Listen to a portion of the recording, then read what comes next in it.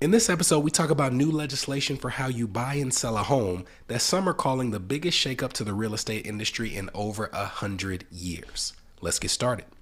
Let's get some money. From New Money, New Problems, it's the New Money, New Problems podcast, a show for successful professionals searching for the tools they need to navigate financial opportunities and obstacles they've never seen. Negotiating compensation, purchasing your first investment property, helping your family with money, the highs and lows of entrepreneurship. New Money brings new problems that require new solutions. Join us as we work through them together. I'm Brenton Harrison, and this is the New Money, New Problems podcast. Hello, my name is Brenton Harrison of New Money, New Problems, and your host for the New Money, New Problems podcast. I hope that you both had a good week this week and also were able to tune in and listen to last week's episode where we shared Garrison Hayes' money story. And in this week's episode, we want to talk about a major rule change that is impacting the process of how you buy a home in this country. And when I say major rule change, that's not me being melodramatic. As a matter of fact, if you're looking on screen, you're going to see an article from CNN that says the biggest shakeup in a century set to hit real estate agents this week. Here's how they're preparing. And in the intro paragraph, it says realtors across the U.S. are bracing for a seismic shift in the way they do business. Starting August 17th, new rules will roll out that overhaul the way realtors get paid to help people buy and sell their homes. And whether you're in the market to buy a home or sell a home, this is something that I thought we should definitely cover because in my experience, the process of purchasing or selling a home is one that many people may be familiar with on the surface level, right? You know that at the base level, you're going to pay for your home. You're also going to pay closing costs. So it's not just as simple as the down payment. You may have to bring a little bit more to the table.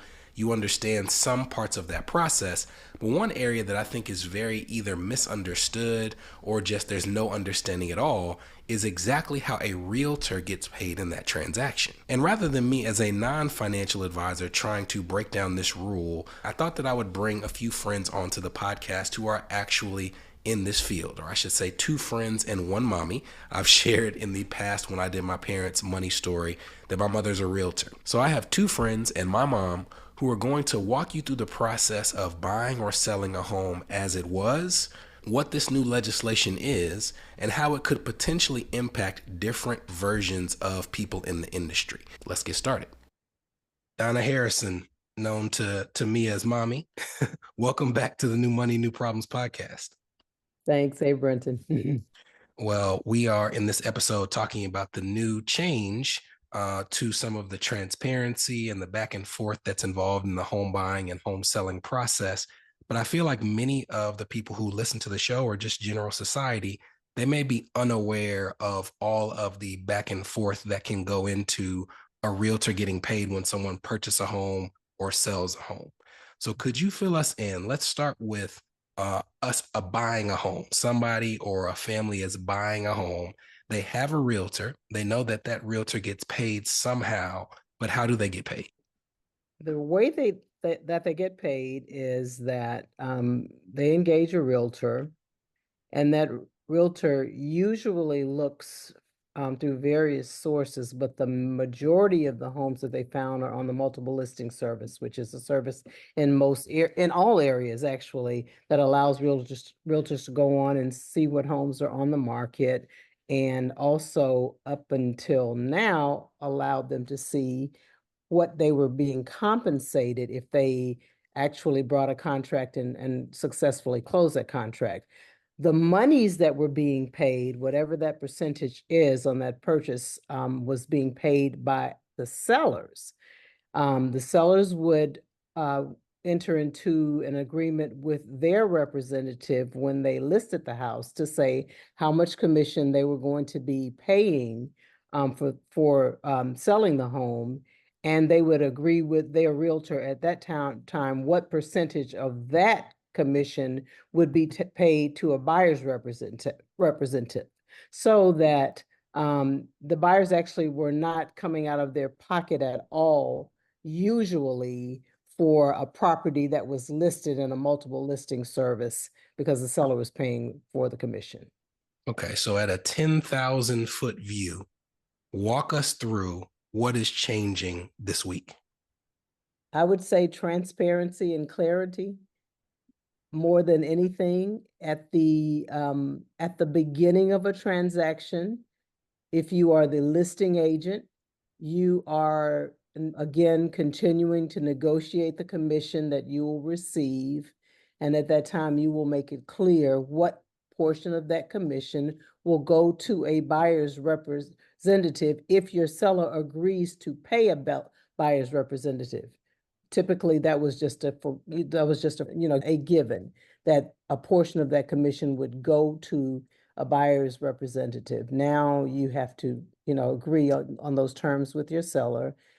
And the biggest change is that I will not know as a buyer's representative by looking at that listing in a multiple listing service whether you are paying commission, and if you are paying commission, how much that commission is going to be. I will have to make a phone call to glean any of that information.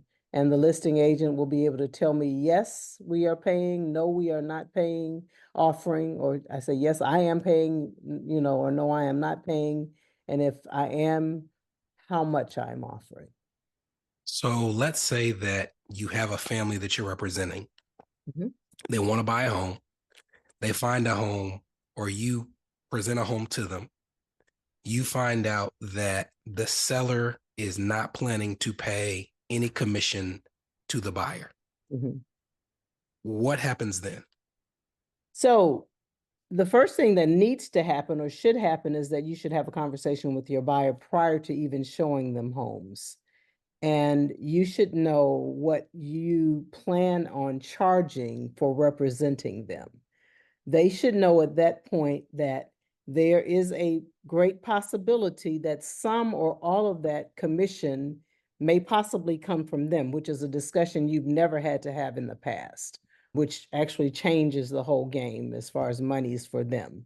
I don't know immediately whether that will impact us greatly, but the conversation will be there at the very beginning.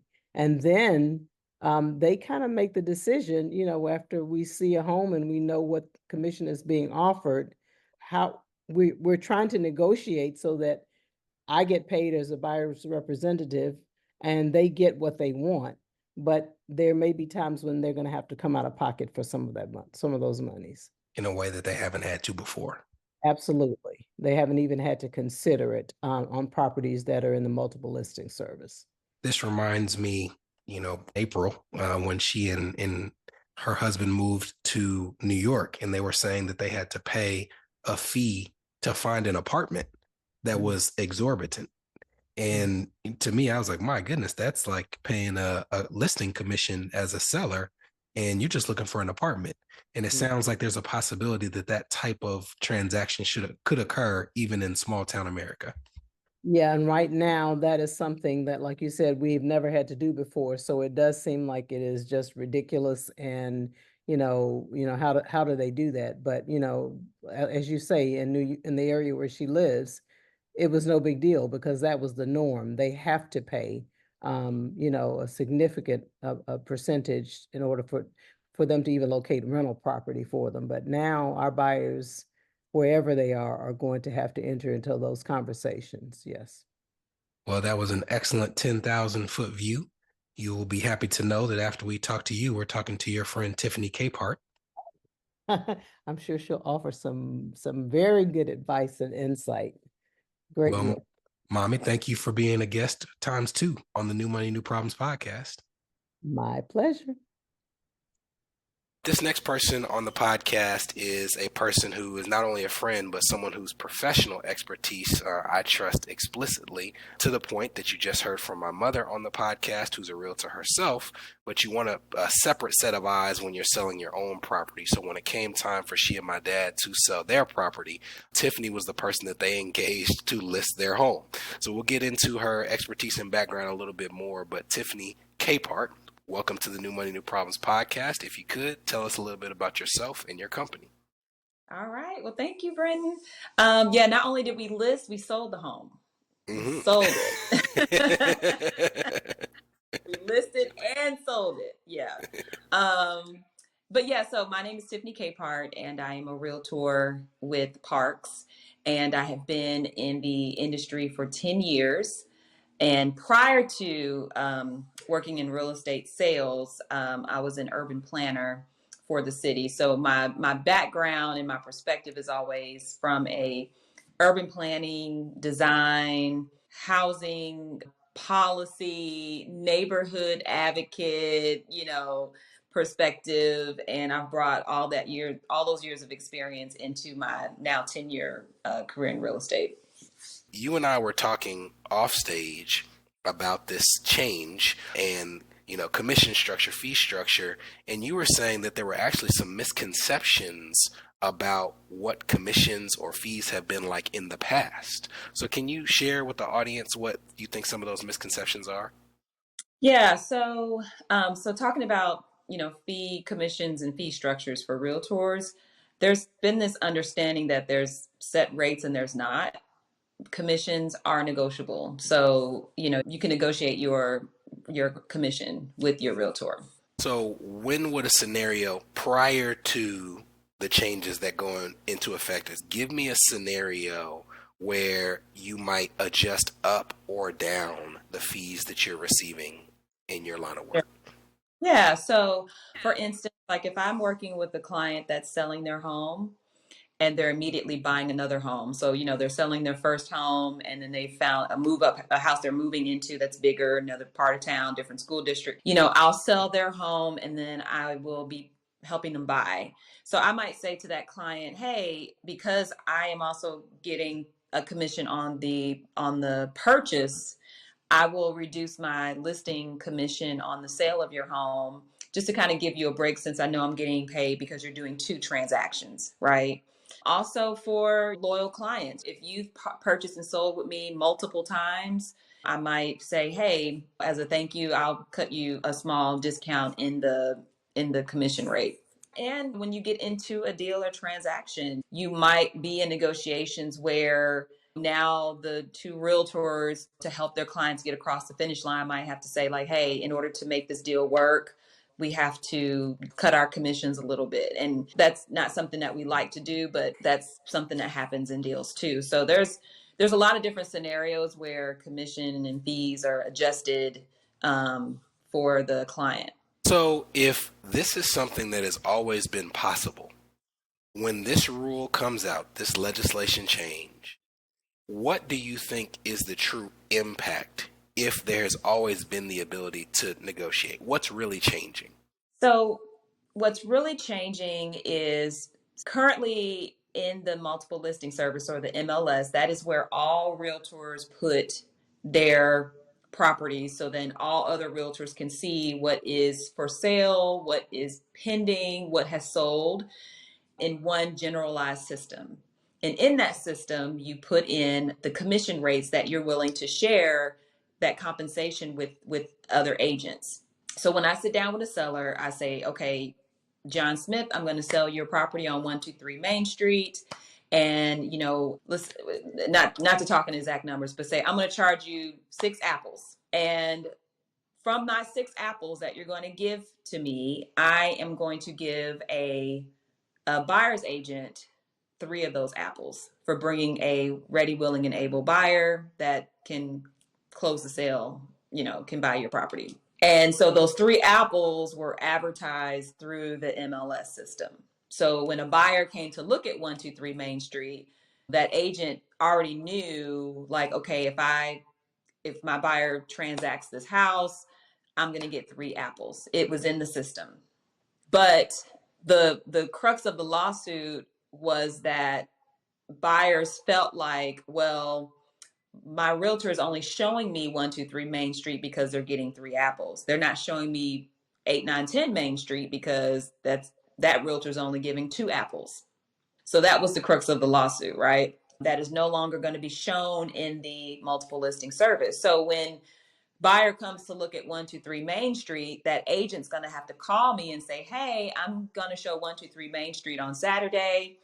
It really works for my buyers. We're excited about it. Are you offering buyer's agent, or is the seller offering, buyer agent concessions or commissions? And then I will be able to tell them yes. And I don't have to tell them how many apples, They just know that the seller is offering some type of, some type of apple. And they need to put how many apples they would want in their offer. Okay. Now an agent can get very specific and say, yep, we're only offering 2 apples, 3 apples, whatever. But I think for me, and the way that I'm going to do it is say, hey, go ahead and put the apples that you want in your offer, and we can negotiate from there. So now let's look from the consumer side. If you are buyer, seller, where do you think are the potential opportunities or pitfalls if you're on the consumer side of the fence? So for buyers, and I'm just going to make it plain for your listeners, as a Black agent, as realtors, we work our sphere of influence. Okay. And I'm a Black woman. So my sphere of influence mostly is, other Black minority people. Right. And we also know that, Black, brown, minority people have a harder time buying real estate, and not necessarily sometimes for just financial reasons, but also like there's a mental block around buying real estate because it's not something that we grew up talking about. So we have there's some barriers to entry for the Black community and Latino communities and other brown communities. And so we work a lot. My team and I do work a lot with first-time home buyers, people just buying their first home, and they need a lot of what we call concessions. They need down payment assistance. They need closing cost concessions, right? So when we go into a deal, we are already asking of the seller a lot. Like, we're asking you to pay closing costs, which could be 2% of a purchase price. We're asking for interest rate buy downs because interest rates are a little higher. So that changes that 2 to 3% to maybe asking for 6% of a purchase price. So we're asking for a lot already.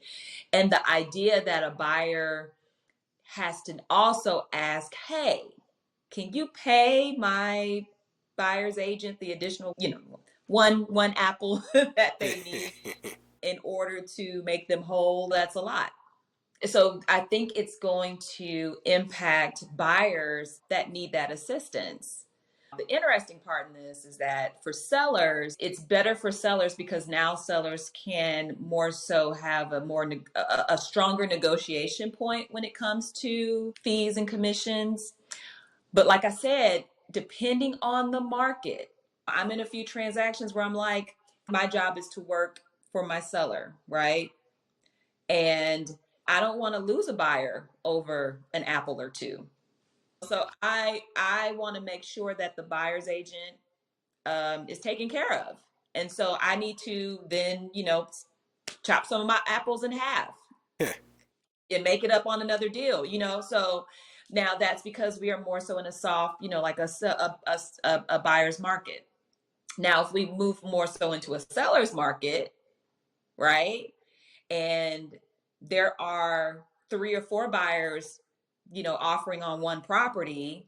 Yeah, the one with the fewer that has to pay out the fewer apples is going to win that deal. You see what I'm saying? So exactly. I hope that I know that's a long answer. It was a valuable answer, and I appreciate the expertise. So Tifinie, once again, thank you for joining. We appreciate you being willing to share your insights, and like the rest of us, I guess we're going to take a look at how this shakes out over the long term and see what happens. It'll be fine. It'll be fine. Change often brings, it makes us have to be better, I will say, Well, here's to being better. All right. This is the New Money, New Problems podcast, a show for successful professionals searching for the tools they need to navigate financial opportunities and obstacles they've never seen. We'll be right back. Are you wondering what new money problems you might be overlooking in your financial life? If so, we've got great news. We've crafted the New Money, New Problems Gap Finder to identify potential weaknesses in your finances in areas ranging from budgeting, investments, insurance, and even the threat your extended family's finances could pose to your household. please head to newmoneynewproblems.com/gapfinder to complete it today. Again, that's newmoneynewproblems.com/gapfinder to take the assessment.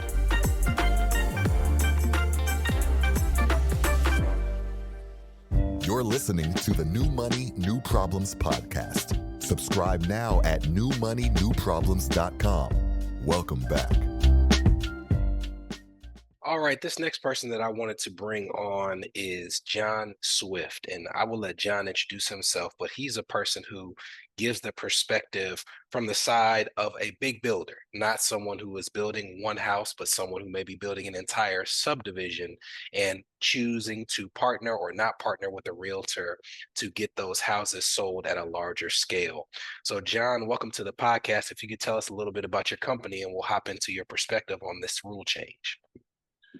Yeah, thank you for having me in the brief introduction, Brenton. My name is John Swift. I'm a local real estate developer. Been building and developing real estate since 2005 and still do deals in and around Nashville to this day. And what we've been able to ascertain in terms of what the new law is in terms of commission is to see where, I think the effect of it in terms of sales velocity, quality of sale is going to have a lot to do with, we believe, the integrity of each individual agent. A normal transaction for us being where we develop and sell real estate. So effectively, we put out product. And so agents a lot of times interview us for the opportunity to list the product. Well, if it's us as a developer, conversely, the agent comes and they have an opportunity for us, then, it's going to be contingent upon us or anybody else that they would present this opportunity to, on whether or not we gave them 2%, 3%, on whether or not they bring us the deal and whether or not we get the opportunity to purchase it from them. The reason why that's important to them on the front end is because most people that bring you deals, they're going to probably ask to list the property on the back end after we develop it. We want to be the listing agent. So if we refuse them at that point commissions of less than 3%, then it's probably going to be a high chance that you're not going to get that opportunity. Again, if it's us interviewing an agent to sell our product, then most of the time we're conceding that. Now, we certainly can negotiate that and say, well, we only want to let you list for 2% because we have 100 houses that's going to come out of this development. And most of the time, most agents are probably going to accept some type of discounted percentage. The problem that we see potentially with this and how this is going to shake up the market is if two agents don't agree, and certainly we put a listing agent out and they're trying to market our product. And so now it's up on them to go and negotiate with the buyer's agent. If a buyer's agent can't agree with our listing agent on what a commission is, or their structure is something that is satisfactory to them, well, they may take that qualified buyer away from our opportunity and go seek, product elsewhere. And so where normally this rule wasn't in place, and so that buyer's agent is probably going to come in customarily expecting 3%, which would be, billed or be charged to the seller. That may not be something that the selling agent presents to them. And that could be something that the owner or seller is aware of or not. Because if your selling agent or whom you've hired to represent you decides, well, you know what, this is a lucrative deal, we want to keep all this to ourselves. So if I can tell my owner or seller that I haven't been able to come into agreement, well, for the sake of greed, you may be losing potential qualified buyers. Thus, your property is staying on the market longer, costing you money, costing you entrance. If you're just a homeowner and not a developer, it could be preventing you from moving on to another situation that you need to tend to. It could be for an estate sale. All of these things could take you longer if you don't have the right agent as your listing or selling agent. In a hot market, there's a number of buyers. So most selling agents or buying agents, they're not going to, mess around and struggle and fight over, points when they've got a number of buyers and they know if they don't take that opportunity in that transaction, there'll be somebody else. So, I think it's overall what this is doing is It's saying, it's intended to give more control to the sellers. It's what I've been able to ascertain where traditionally you probably was expected high end 6%. This is saying you're not obligated to do that, but there leaves room for conflict in the fact all of it's contingent upon a successful negotiation between both buying side, selling side to reach some agreement and an outcome that's positive overall for the owner of the property. Now let's flip this and say that you're on the buying side and you're depending on your realtor to bring you to these properties. And most people, I think are going to be completely unaware that there's this negotiation going on because it hasn't gone on in the past. Mm-hmm. How do you think that could impact a buyer in terms of the properties that they are being shown? And is there anything that you would recommend to a buyer in terms of how they should talk to their realtor? Yeah, transparency. Number one, same thing. I mean, you don't have product when you're the buyer. You're pursuing product. But I think if you're on a time frame, hey, I'm a relocation. I need to have this transaction done. I need to get settled something. My kids are trying to get ready to enroll in school, whatever it may be. Yes, that infects you because if your realtor is steering you towards properties solely because on what they can get in terms of a negotiation of commissions, then they're probably not doing you the best of service and providing you good advice. And so you could miss out on properties that you ultimately want. And, again, you want to avoid that. So I think I guess some things you could do to prevent the possibility of that happening is, be informed and have some line of communication to where if you're interested in a property, your agents communicating with you, well, they're still in the times that you're showing the property or your agent showing it to you, well, there's going to be some representative from the seller there. And there's no law against, you being made aware of, hey, we really love this home. Are you and my agent, in alignment in terms of, commissions here? I don't think the other agent, or I don't think there's a law that prevent them from telling you if your agent isn't forthcoming enough to tell you, no, I'm only getting 2% here. We can't, it's putting me at a disadvantage, but I want to make sure you get the home. So I'm still going to stay with the transaction. The only way you're going to know is if you get involved in that process somehow and inquire. Again, this speaks to the integrity of the agent to where you shouldn't have to do that because they really shouldn't do something like that as far as, only showing you properties where there's more money involved for them. Well, wise words from a wise man. John, I always appreciate you. You've done me a favor over the years, and I appreciate Likewise. this. Thanks for being on the podcast. No problem, man. I'm glad to be here. From New Money, New Problems, this was the New Money, New Problems podcast, a show for successful professionals searching for the tools they need to navigate financial opportunities and obstacles they've never seen.